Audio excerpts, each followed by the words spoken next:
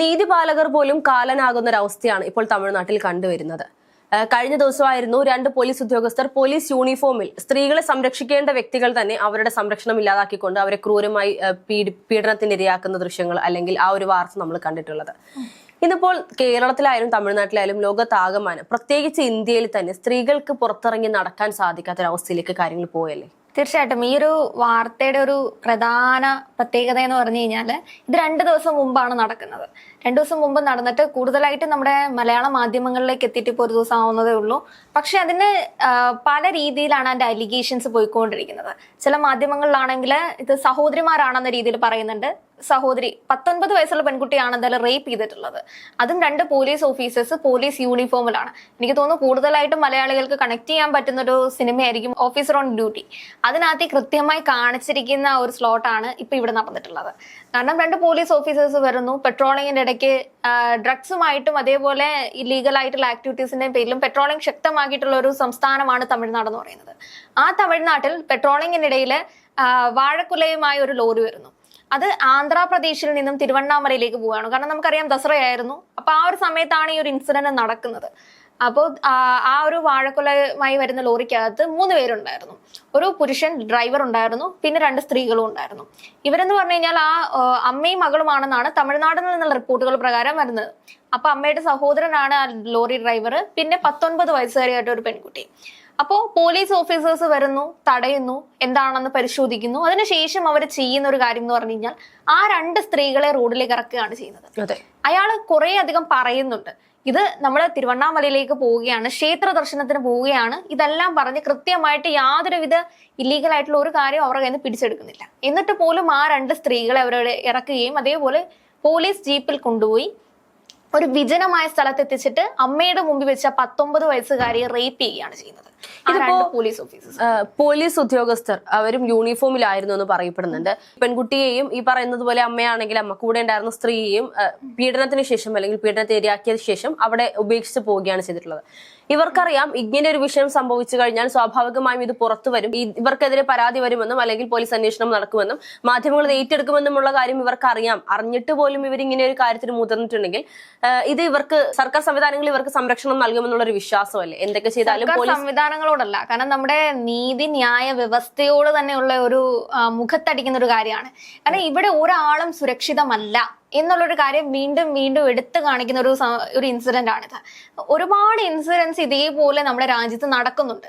പക്ഷെ വളരെ വിരലിൽ എണ്ണാവുന്ന വാർത്തകൾ മാത്രമാണ് പുറത്തേക്ക് വരുന്നതെന്നുള്ള ഒരവസ്ഥയാണ്. അത് ആ ഒരു കറേജ് തന്നെയായിരിക്കാം ചിലപ്പോ പോലീസ് യൂണിഫോമില് ഇത് ആരറിഞ്ഞാലും ഞങ്ങൾക്ക് ഒരു പ്രശ്നവും ഇല്ല എന്നുള്ള രീതിയിൽ ഒരു സ്ഥലത്ത് കൊണ്ടുപോയി അമ്മയുടെ മുമ്പിൽ വെച്ച് ആ പെൺകുട്ടിയെ ക്രൂരമായി റേപ്പ് ചെയ്തതിനു ശേഷം അവിടെ ഉപേക്ഷിച്ചിട്ട് പോകുന്നതാണ്. ഇതിപ്പോ നമ്മുടെ നീതിന്യായ വ്യവസ്ഥയുടെ കുറ്റം എന്ന് പറയുന്നതിനേക്കാൾ ഉപരി പല കേസുകൾ ഒരുപാട് വരുമ്പോൾ സ്വാഭാവികമായും ഇതിൽ യാഥാർത്ഥ്യം ഏത് അല്ലെങ്കിൽ മിഥ്യ ഏത് എന്ന് തിരിച്ചറിയാൻ പറ്റാത്തൊരു സാഹചര്യത്തിലാണ് ഇന്നിപ്പോൾ നമ്മുടെ കോടതികളൊക്കെ നിൽക്കുന്നത്. കാരണം വരുന്ന കേസുകളെല്ലാം തന്നെ ജെന്യൂൻ ആണെന്ന് വിശ്വസിക്കാൻ സാധിക്കുന്നില്ല. പെൺകുട്ടികളുടെ പരാതിയുടെ പുറത്തെടുക്കുന്ന കേസുകളെല്ലാം തന്നെ കുറച്ച് സമയത്തിന് ശേഷം വ്യാജമാണെന്ന് തെളിയുന്നതും ചില വ്യക്തികളെ, പ്രതിസ്ഥാനത്ത് നിൽക്കുന്ന വ്യക്തികളെ 1 വർഷത്തോളം ജയിലിലേക്ക് ഇട്ടതിന് ശേഷമാണ് ഈ ഒരു ചെയ്തിട്ടില്ല അല്ലെങ്കിൽ ഈ ഒരു വ്യക്തി അങ്ങനെ ഒരു തെറ്റ് ചെയ്തിട്ടില്ല എന്നുള്ള കാര്യങ്ങളൊക്കെ പുറത്തു വരുന്നത്.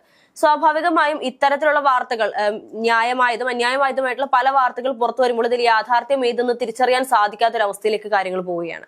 അക്കൂട്ടത്തിൽ ഇതും പെടുമെന്നുള്ളൊരു ധൈര്യമായിരിക്കാം ഈ പോലീസ് ഉദ്യോഗസ്ഥർക്ക് ഇത്തരത്തിലൊരു ക്രൂരകൃത്യത്തിന് ചെയ്യാനുള്ളൊരു പ്രേരണ ഉണ്ടായിട്ടുണ്ട്. അതിനെക്കാട്ടി കൂടുതലും നമ്മളല്ലേ അന്വേഷിക്കുന്നത്, അല്ലെങ്കിൽ നമ്മുടെ മുകളിലുള്ള ഉദ്യോഗസ്ഥരല്ലേ ഇതൊക്കെ അന്വേഷിക്കുന്നത്.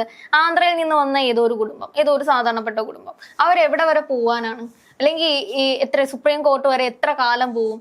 അപ്പൊ അതിന്റെ ഇടയിൽ എത്രയോ അവസരങ്ങളുണ്ട് അവർക്ക് ഇൻഫ്ലുവൻസ് ചെയ്യാൻ. അല്ലെങ്കിൽ അവരെ ഏറ്റവും കൂടുതൽ എനിക്ക് തോന്നുന്നു അവർക്ക് കറേജ് കിട്ടാൻ കാരണം അവരുടെ കൺമുൻപിൽ തന്നെ ഒരുപാട് പെൺകുട്ടികൾ ഇതേപോലെ പീഡിപ്പിക്കപ്പെട്ടിട്ടുണ്ടാവാം. ഒരുപാട് ഓഫീസേഴ്സ് ഇതേപോലെ ഇഷ്ടം പോലെ കുട്ടികളുടെ ജീവിതം ചവിട്ടി അരച്ചിട്ടുണ്ടാവാം. ഈ ഒരു കറേജാണ് ഇവർക്ക് ഇത് ചെയ്യാനുള്ള ധൈര്യം കൊടുക്കുന്നത്.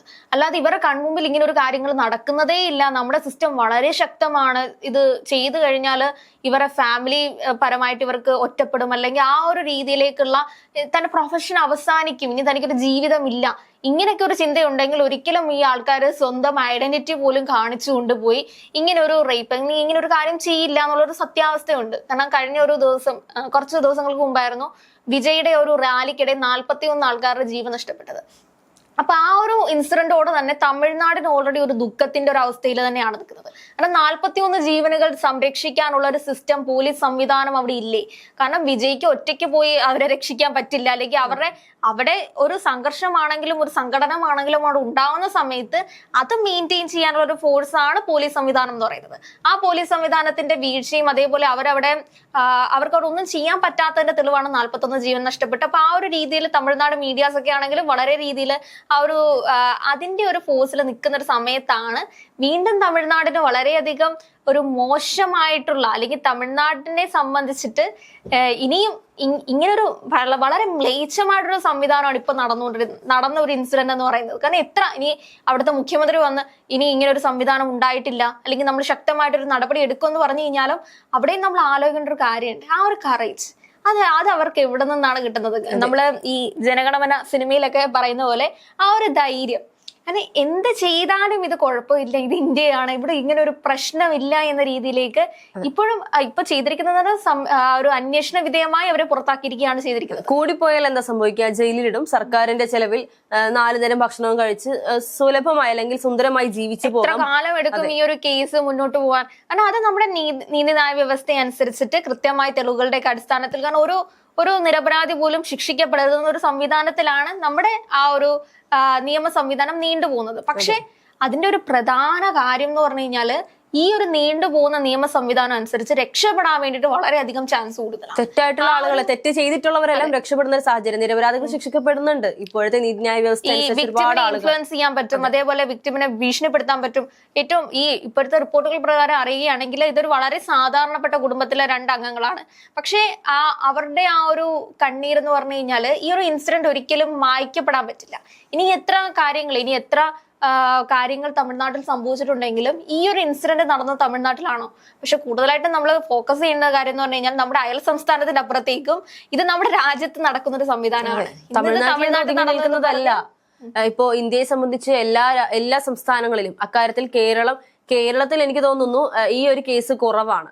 ബാക്കിയുള്ള സംസ്ഥാനങ്ങളിലെല്ലാം തന്നെയും കേരളത്തെ സംബന്ധിച്ച് നോക്കുകയാണെങ്കിൽ കാരണം എത്രയോ കേസുകൾ കേരളത്തിലെ തന്നെ സ്റ്റേഷനുകളിൽ ചെന്നിട്ട് പലരും തുറന്നു പറഞ്ഞ് കേട്ടിട്ടുണ്ട്. ചെല്ലുന്ന സമയത്ത് സ്ത്രീത്വത്തെ തന്നെ അപമാനിക്കുന്ന രീതിയിൽ പെരുമാറുന്ന പോലീസ് ഓഫീസേഴ്സ് ഉള്ളൊരു സ്ഥലം കൂടിയാണ് കേരളം എന്ന് പറയുന്നത്. അങ്ങനെ ഒരുപാട് ആൾക്കാർ തുറന്നു പറഞ്ഞിട്ടുണ്ട്. പക്ഷെ ഇത്തരം ഒരു കേസ് ഇവിടെ സംഭവിക്കില്ല എന്ന് നമുക്ക് അടിവരയിട്ട് പറയാൻ പറ്റില്ല. അതാണ് നമ്മളുടെ ഒരു ഭയം എന്ന് പറയുന്നത്. ഇവിടെ നമുക്ക് ഒരു സെക്യൂരിറ്റി ഉണ്ട്, അല്ലെങ്കിൽ നമ്മളിവിടെ സെക്യൂർ ആണ് ഈ രാജ്യത്ത്, അല്ലെങ്കിൽ ഇവര് പറയുന്ന ഒരു രീതി വെച്ചിട്ട് എന്തിനാണ് ഇനിയിപ്പോ രാത്രിയിൽ അതുവഴി സഞ്ചരിച്ചതെന്നൊക്കെ ആൾക്കാർ ചോദിക്കുകയാണെങ്കിൽ ഇത് ഇന്ത്യയാണ്. ഈ ബാക്കി ഇത്ര ലിമിറ്റഡ് ആയിട്ടുള്ള ആൾക്കാർക്ക് ഇവിടെ സ്വതന്ത്രമായി സഞ്ചരിക്കാൻ വേണ്ടിയിട്ടാണ് ഈ ഒരു നിയമ സംവിധാനം ഉണ്ടാക്കി വെച്ചിരിക്കുന്നത്. അല്ലാതെ പുറത്തിറങ്ങുന്ന ആൾക്കാരെ പിടിച്ച് റേപ്പ് ചെയ്ത് കൊണ്ടുവന്ന് സ്വന്തമായി സുഖിച്ച് ജീവിക്കാൻ വേണ്ടിയിട്ട് ഉള്ളൊരു സംവിധാനത്തിന് വേണ്ടിയിട്ടല്ല നമ്മളുടെ ഈ ഒരു ടാക്സ് മുടക്കിയിട്ട് ഇവർക്ക് ഈ ഒരു ശമ്പളം കൊടുത്തുകൊണ്ടിരിക്കുന്നത്.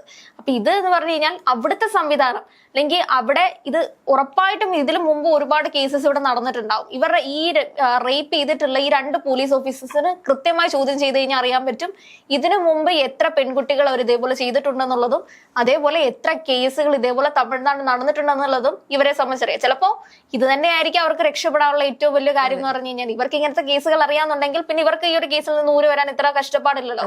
കാരണം ഇവരുടെ മുമ്പിലുള്ള ഓഫീസേഴ്സ് അല്ലേ ഇതൊക്കെ അന്വേഷിക്കാൻ പോകുന്നത്. എത്ര കാലം ഈ ഒരു കേസ് നിങ്ങൾക്ക് ചെയ്തെങ്കിൽ എന്തുകൊണ്ട് ഞങ്ങൾക്ക് ചെയ്തുകൂടാ എന്നൊരു ചോദ്യം അവരുടെ ഭാഗത്തുനിന്ന് ഉയർന്നാൽ അവിടെ തീരും ഈ പറയുന്ന എല്ലാ അന്വേഷണങ്ങളും.